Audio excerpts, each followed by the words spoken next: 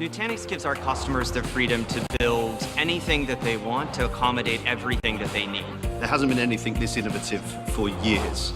Let's combine everything, have this appliance, click, click, click, deliver your applications, simplifying the whole data center stack. Nutanix has helped us to innovate our stack, automate our stack, and basically free us from the normal daily grind.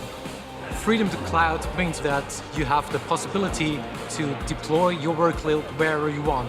If it's on-prem, or is it on AWS, or is it in Azure. Customers have many applications running into the cloud, like SaaS applications, like the ERP system, CRM system, and in the cloud you can really spin up quite easily and quite fast some additional capacity whenever needed. Freedom to Event is the story of my life. Nutanix really helps customers to build applications, to run their applications on their enterprise cloud and focus on their growth. Nutanix gives my team more time to play and do the things they want to do, and time on weekends, no more alarms going back to work. An opportunity to spend time with my family, honestly, and travel. It gives me the ability to spend my free time with my kids. That's the most important part of everything.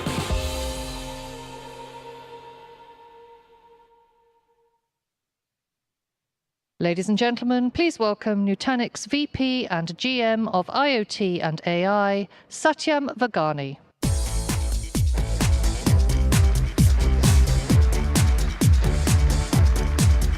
Thank you. Welcome to day 2 of Nutanix.next London. How are you guys doing? Did you guys have a good party last night? Yeah. I see the ones who really had a good party, the ones who are missing from the rafters back there, they probably fell off the edge. And for the rest of you, I'm going to take you on a journey to the edge and hopefully back. So the edge is this set of computers out in the real world, in factories, stores, airports, hospitals. And it's quite a sizable population. If you flew into this conference, you already saw the edge at work at the airport. Very soon, it's going to be in the cars you drive and the stores you shop at. And more than anything, edge computing to me represents a fundamental crossover point in digital transformation. As we think about it, we spent a lot of time getting the core right, getting the core strong. Technology in public and private data centers. That's roughly 35 million nodes all around the world, including the ones we all run. And the next step is to digitize mission-critical business processes as they exist in the real world, on the edge. And in fact, there's roughly 3 billion computers already deployed in these enterprise IoT, enterprise edge situations. And it's time to stop ignoring this phenomena. In fact, these computers are so significant that they far outweigh the size of the data that is processed by the cloud today or tomorrow. Just last year, the cloud processed roughly 8 billion petabytes of data, 8 zettabytes. And in comparison, the edge did 32 times more, 256 billion petabytes. Very soon, it'll be 40 times more than the cloud. And so alongside the edge, the only way to process this amount of data is to use machines. And so alongside the edge, AI becomes an integral part of the digital transformation journey. In fact, the farther up the pyramid you are, the more differentiated your business is going to be. And so at Nutanix, we think the future of computing is a slightly more distributed model, where a lot of real-time data processing is done closer to where the data is generated, just because of the volume of data we are going to generate, because of autonomy reasons, because of compliance reasons, and so on, because of cost reasons, of course. And then the cloud still has a function. The cloud needs these insights that are created on the edge to be archived and to be used for long-term processing. So for example, for a self-driving car, whether a car is going to hit the car in front of it or not needs to be processed at the edge, real time. And how to create a model to drive the car better is all done in the cloud. And so we at Nutanix, 18 months ago roughly, started looking at this problem and the technology it takes to solve it. And there's 3 specific problems we found. Problem number 1 is it's hard enough to manage a single data center. And now we've got to manage hundreds or thousands of these micro data centers, and each of these is going to be mission critical. Number 2, the core personality of these applications is going to be very different. They are applications around AI, analytics, etc. And so the question is, what is the operating stack that can support these new generation of applications? And number 3, the edge doesn't exist in isolation. And so there was a need to create a data plane that seamlessly converges the edge and the cloud. And so that's what we started working on. And I'm proud to announce, as you saw yesterday, that we have now created a product around it. It's called Xi IoT. It is shipping. And in fact, one of our early users in Europe created a remarkable use case using this platform. Let's hear more about it. Join me in welcoming Olivier Malvoisin, the Chief Digital and Information Officer for the Compass Group, France. Olivier?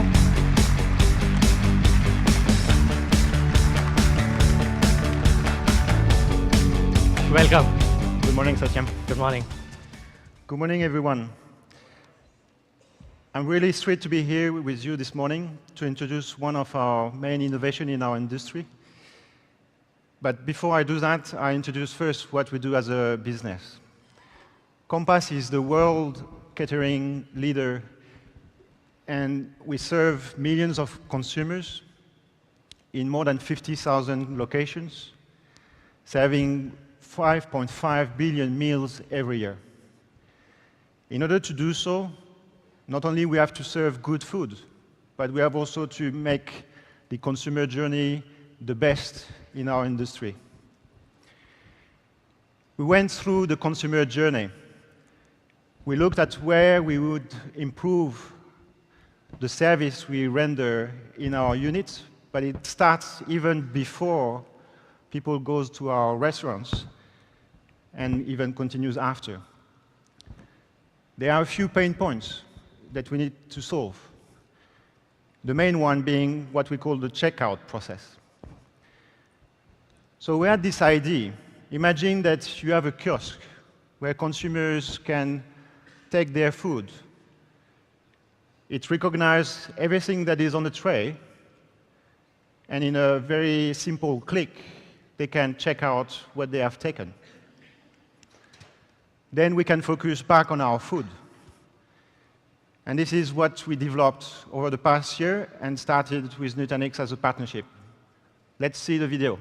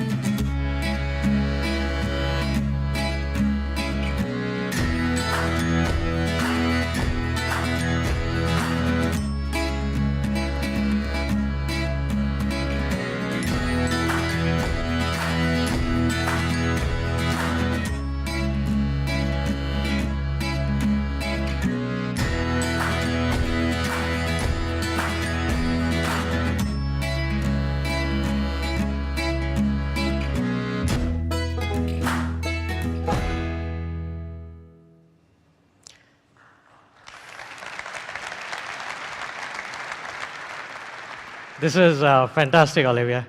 I don't know if you guys saw what happened, but this is pretty much the equivalent of Amazon Go for restaurants. And you have more of that in production in the real world.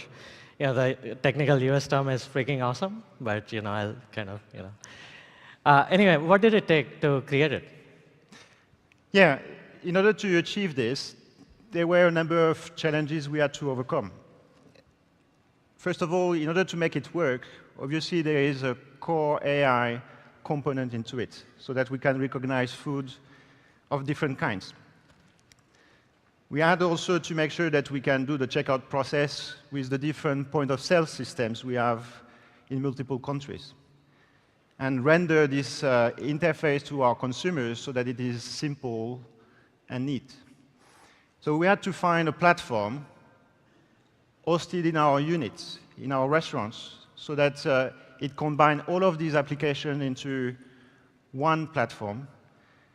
And with all of the evolution that go afterwards, we can manage the deployment, the maintenance, and also the software development behind it in order to improve the performance of that checkout system year on year.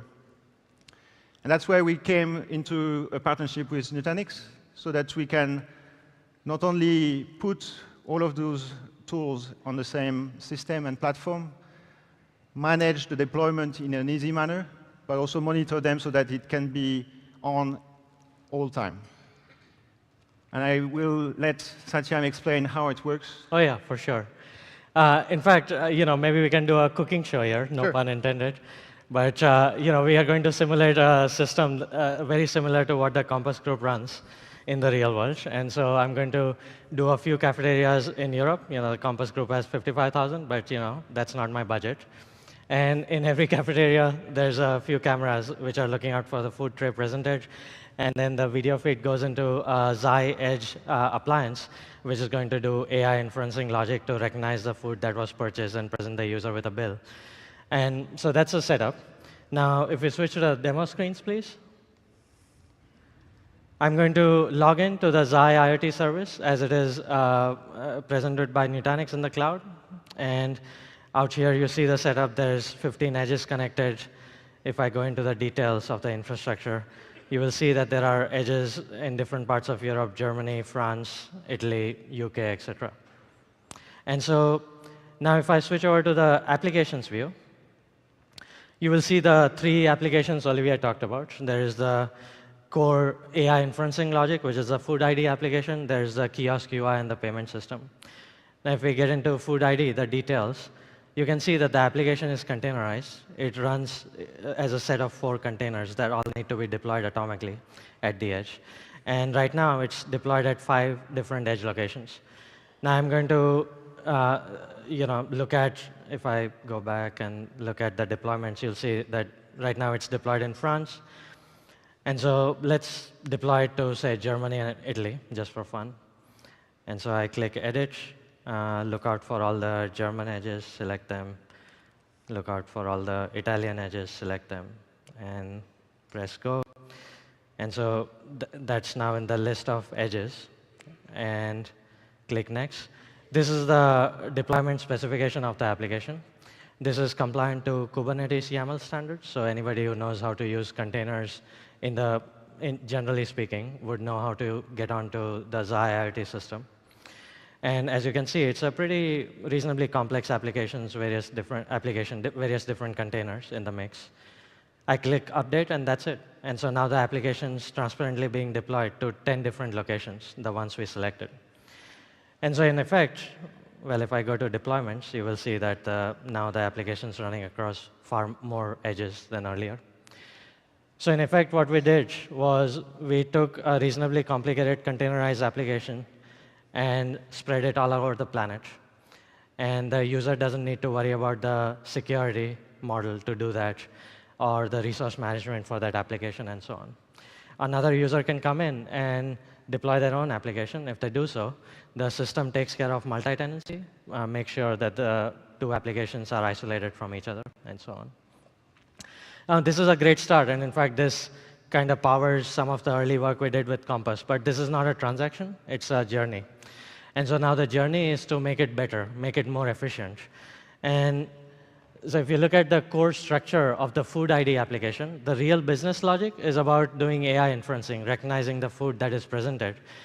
But to do that, a developer needs to pack in all the system's complexity that is needed to instantiate that business logic on the edge, how the AI models are deployed, how they are managed, how they are mapped to the GPU, how data is collected from the cameras, how it is stored on the edge, how the inferences are stored on the edge. And so the next question is, can we remove the part in orange? Can we eliminate the system's complexity from the developer's responsibility? And turns out the answer is yes, and this is the journey we are going to take together in the near future is we go to a different advanced concept of IoT. It's called data pipelines. And we are going to create the same application, Food ID. And so I'll start by creating a data pipeline, choose Born Express as my project, and name the pipe, say Food ID pipe. Ask the system to automatically get data for me. And this time, I'm going to collect data from, let's say, some edges outside of Europe, let's say UK, and then subject it to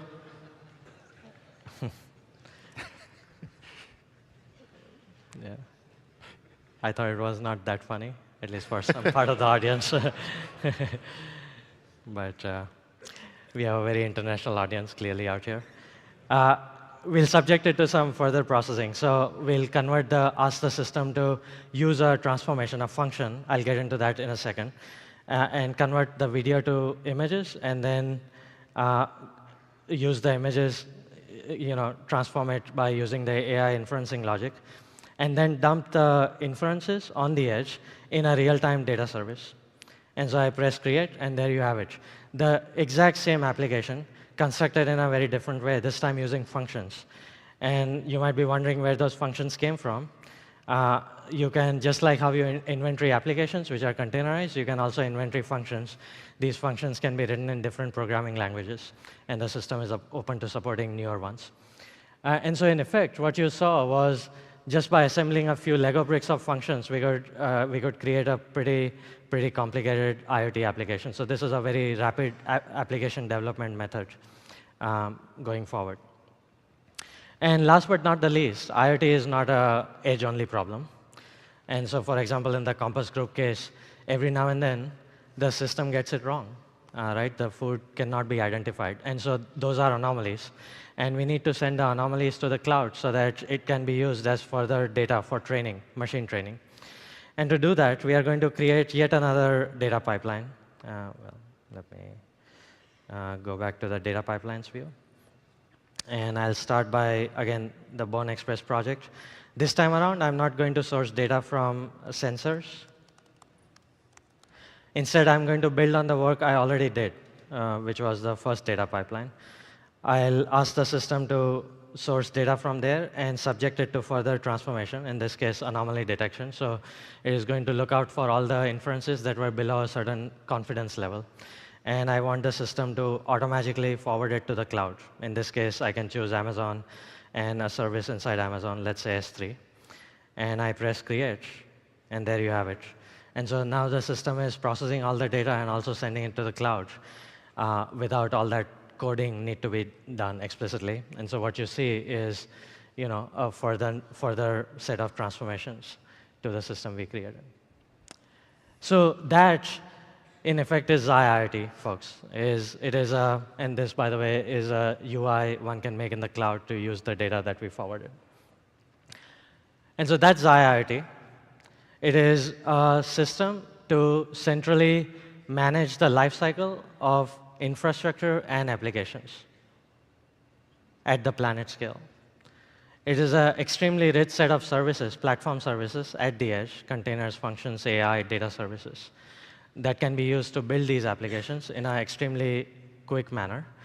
And it is also a data plane that converges the edge and the cloud very seamlessly and gives you a choice of clouds to work with.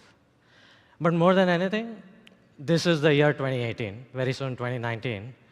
It is time to expand the scope of digital transformation beyond perspirational uses of technology.